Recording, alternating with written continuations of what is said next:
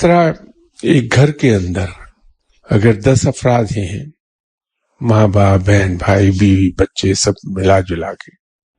تو گھر کے افراد اپنی مرضی کے فیصلے سارے کرنے لگے تو وہ گھر برباد ہو جاتا ہے، چل نہیں پاتا۔ کوئی ادارہ، اگر اس ادارے میں کام کرنے والے سبھی لوگ اپنے اپنے انڈیپینڈنٹ فیصلے کر لیں، اپنی مرضی کرنے لگیں، سربراہ کے فیصلوں کو اپنی مرضی کے مطابق مولڈ کرنے لگ جائیں، تبدیل کر لیں، تو ادارے تباہ ہو جاتے ہیں، نہیں چلتے۔ تو یہ تو کائنات ہے۔ تو یہاں اگر جس کا جی چاہا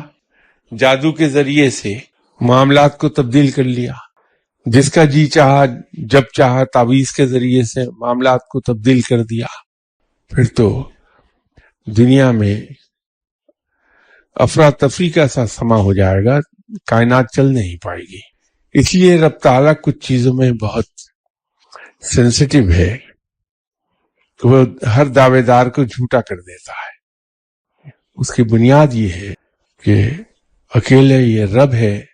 جو کائنات میں جو چاہتا ہے وہ کرتا ہے، اور کسی میں یہ مجال نہیں کہ اس کے فیصلے کو بدل دے۔ صرف رب ہے جو اپنا فیصلہ خود بدلتا ہے۔ تو اگر وہی ہونا ہے جو رب نے چاہنا ہے، اور یہ سارا اختیار اگر رب کے ہاتھ میں ہے، جیسے اس نے دعویٰ کیا ہے